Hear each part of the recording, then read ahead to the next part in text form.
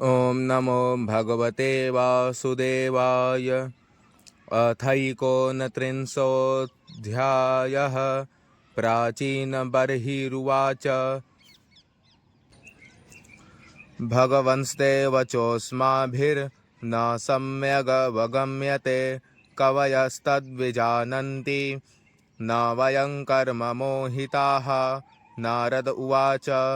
पुरुषं पुरञ्जनं विद्याद्यद्व्यनक्त्यात्मनः पुरम् एकदवित्रिचतुष्पादं बहुपादमपादकं यो विज्ञाता हृतस्तस्य पुरुषस्य सखेश्वरः यन्न विज्ञायते पुंभिर्नामभिर्वा क्रियागुणैः यदा जिगृक्षन् पुरुषः कार्त्स्न्येन प्रकृतेर्गुणान् नवद्वारं द्विहस्ताङ्घ्रि तत्रामनुतसाध्विति बुद्धिं तु प्रमदां विद्यान् ममाहमिति यत्कृतं यामधिष्ठाय देहेऽस्मिन् पुमान् भुङ्क्ते क्षभिर्गुणान् सखाय इन्द्रियगणा ज्ञानं कर्म च यत्कृतं सख्यस्तद्वृत्तयः प्राणः पञ्चवृत्तिर्यथोरगः बृहद्बलं मनोविद्या दुभयेन्द्रियनायकं पञ्चालाः पञ्चविषया यन्मध्ये नवखं पुरम् अक्षिणी नासिके कर्णौ मुखं शिश्नगुदाविति द्वे द्वे द्वारौ बहिर्याति यस्तदिन्द्रियसंयुतः अक्षिणी नासिके आस्य मिति पञ्च पुरः कृताः दक्षिणा दक्षिणः कर्ण उत्तरा चोत्तरः स्मृतः पश्चिमे इत्यथो द्वारौ गुदंशिष्णमिहोच्यते खद्योताविर्मुखी चात्र नेत्रे एकत्र निर्मिते रूपं बिभ्राजितं ताभ्यां विचष्टे चक्षुषेश्वरः नलिनी नालिनी नासे गन्धः सौरभ उच्यते घ्राणो वधूतो मुख्यास्यं विपनो वाग्रसविद्रसः आपनो व्यवहारोऽत्र चित्रमन्धो बहूदनं पितृहुर्दक्षिणः कर्ण उत्तरो देवहूः स्मृतः प्रवृत्तं च निवृत्तं च शास्त्रं पञ्चालसंगितं पितृयानं देवयानं श्रोत्राच्छ्रुतधराद्व्रजेत् आसुरी मेढ्रमर्वाग्द्वार व्यवायो ग्रामीणां रतिः उपस्थो दुर्मदः प्रोक्तो निरृतिर्गुद उच्यते वैससं नरकं पायुर्लुब्धकोन्धौ तु मे शृणु हस्तपादौ पुमांस्ताभ्यां युक्तो याति करोति च अन्तःपुरं च हृदयं विशोचिर्मन उच्यते तत्र मोहं प्रसादं वा हर्षं प्राप्नोति तद्गुणैः यथा यथा विक्रियते गुणाक्तो विकरोति वा तथा तथोपद्रष्टात्मा तद्वृत्तिरनुकार्यते देहो रथस्त्विन्द्रियास्वः संवत्सररयो गतिः द्विकर्मचक्रस्त्रिगुणध्वजः पञ्चासु बन्धुरः मनोरश्मिर्बुद्धिसूतो हृन्नीडो द्वन्द्वकूबरः पञ्चेन्द्रियार्थप्रक्षेपः सप्तधातुवरूथकः आकूतिर्विक्रमो बाह्यो मृगतृष्णां प्रधावति एकादशेन्द्रियचमूः पञ्चसूना विनोदकृत् संवत्सरश्चण्डवेगः कालो येनोपलक्षितः तस्या हानिः गन्धर्वा गन्धर्व्यो रात्रयः स्मृताः हरन्त्यायुः परिक्रान्त्या षष्ट्युत्तरशतत्रयं कालकन्या जरा साक्षाल्लोकस्तां नाभिनन्दते स्वसारं जगृहे मृत्युः क्षयाय यवनेश्वरः आधयो व्याधयस्तस्य सैनिका यवनाश्चराः भूतोपसर्गासुरयः प्रज्वारो द्विविधो ज्वरः एवं बहुविधैर्दुःखैर्दैवभूतात्मसम्भवैः क्लेश्यमानः शतं वर्षं देहे देही तमोवृतः प्राणेन्द्रियमनोधर्मा नात्मन्यध्यस्य निर्गुणः सेते कामलवान् ध्यायन् ममाहमिति कर्मकृत् यदात्मानमविज्ञाय भगवन्तं परं गुरुं पुरुषस्तो विसज्जेत गुणेषु प्रकृतेः स्वदृक् गुणाभिमानी स तदा कर्माणि कुरुते वशः शुक्लं कृष्णं लोहितं वा यथा कर्माभिजायते शुक्लात् प्रकाशभूयिष्ठाल् लोकानाप्नोति कर्हिचित् दुःखोदरकान् क्रियायासांस्तमः शोकोत्कटान् क्वचित् पुमान् क्वचिच्च स्त्री क्वचिन्नो भयमन्धधीः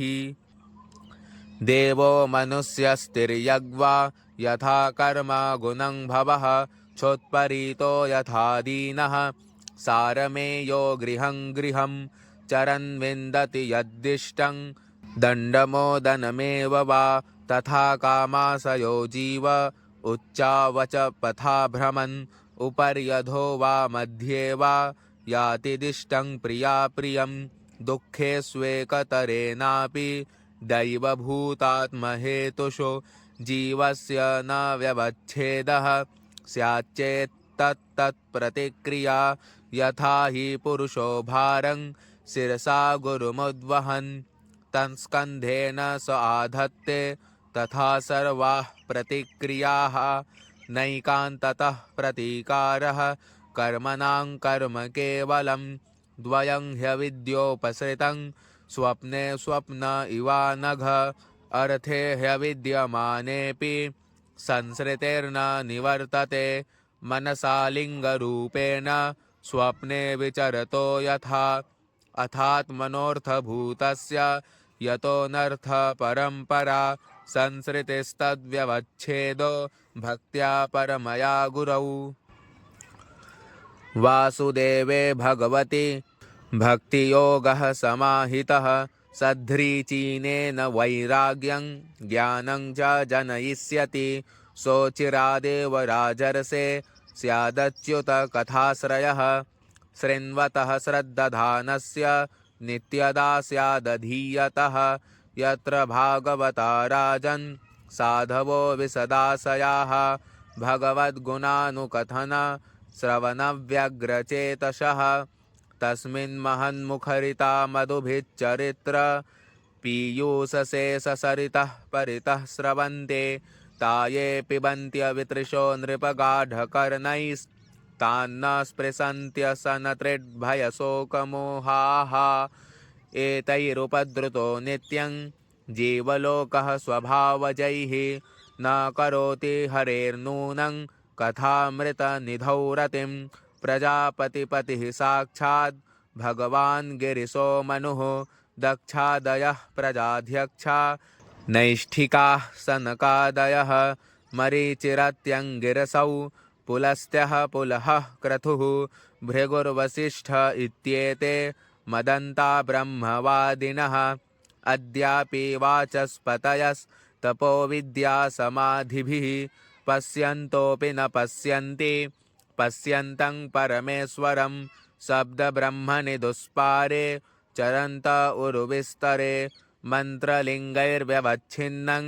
भजन्तो न विदुः परं यदा यमनुगृह्णाति भगवानात्मभावितः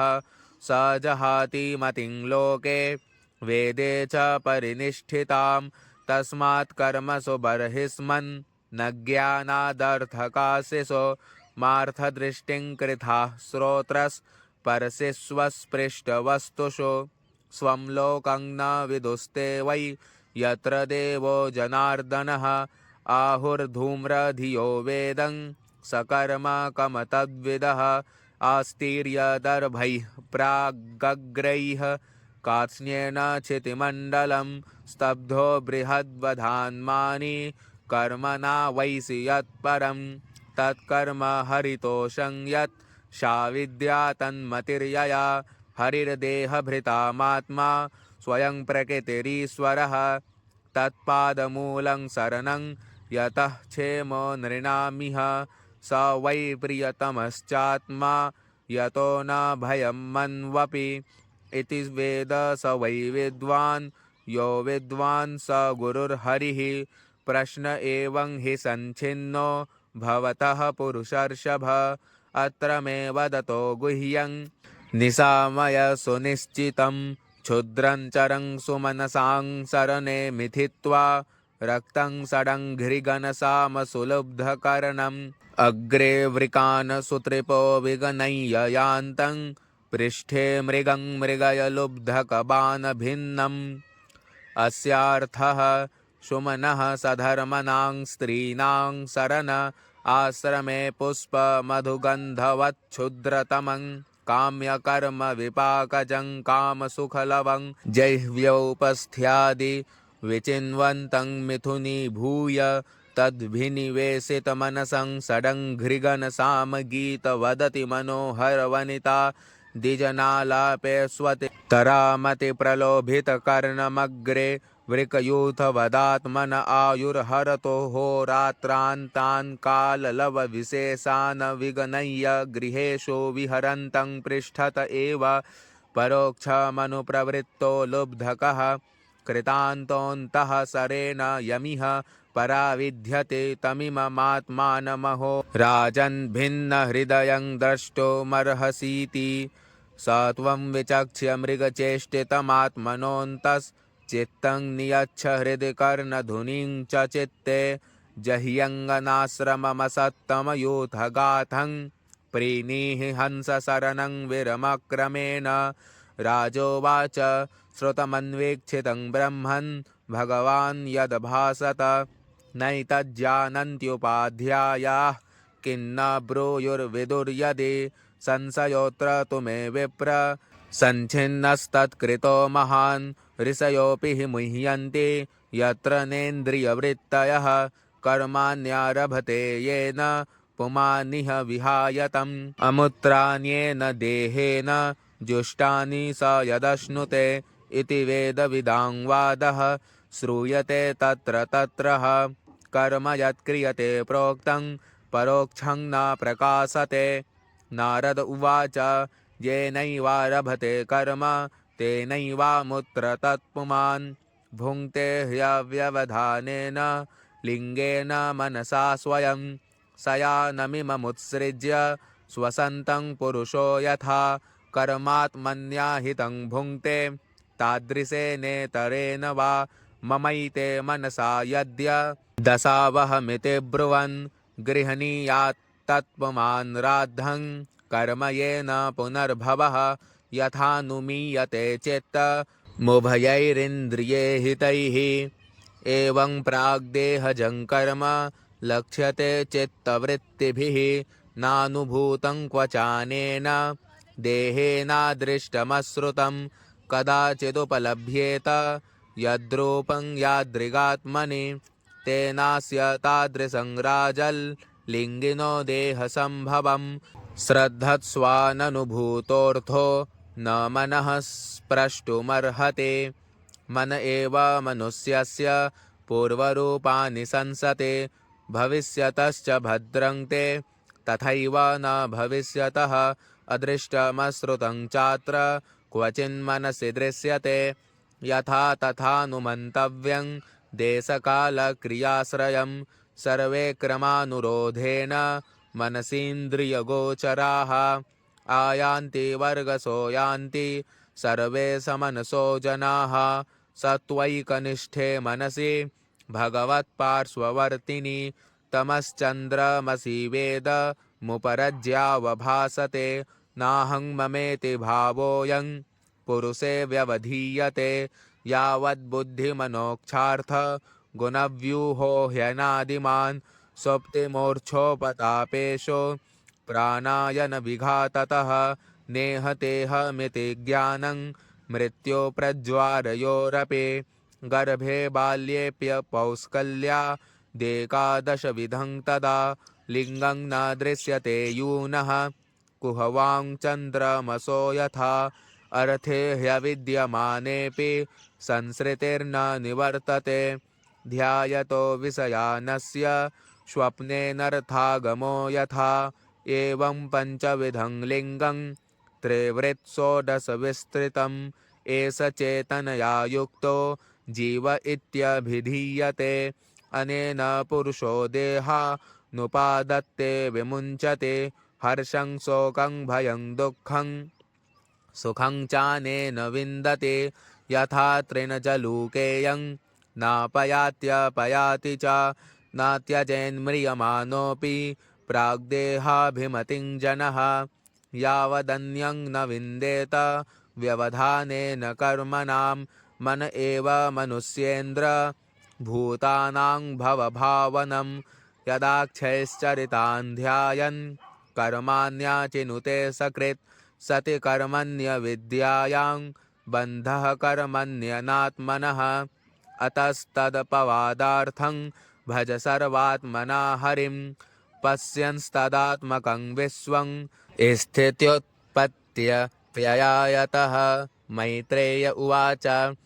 भागवतमुख्यो भगवान् नारदो हंसयोर्गतिं प्रदर्श्य ह्यमुमामन्त्र्य सिद्धलोकं ततोऽगमत्। प्राचीनबर्हिराजर्षिः प्रजासर्गाभिरक्षणे आदिस्य पुत्रानगमत् तपसे कपिलाश्रमं। तत्रैकाग्रमना वीरो गोविन्दचरणाम्बुजं विमुक्तसङ्गोऽनुभजन् भक्त्या तत्साम्यतामगात्। एतदध्यात्मपारोक्ष्यं गीतं देवर्षिणानघ यः श्रावयेद्यः शृणुयात् स लिङ्गेन विमुच्यते। एतन्मुकुन्द यशसा भुवनं पुनानं देवर्षिवर्यमुखनिःसृतमात्मशौचं यः कीर्त्यमानमधिगच्छति पारमेष्ठ्यं नास्मिन् भवे भ्रमति मुक्तसमस्तबन्धः। अध्यात्मपारोक्ष्यमिदं मयाधिगतमद्भुतम् एवं स्त्रियाश्रमः पुंसश्छिन्नो मुत्र च संशयः। जय जय श्रीमद्भागवते महापुराणे पारमहंस्यां संहितायां चतुर्थस्कन्धे विदुरमैत्रेयसंवादे प्राचीनबर्हिर्नारदसंवादो नामैकोनत्रिंशोत्सवः। श्रीकृष्णार्पणमस्तु।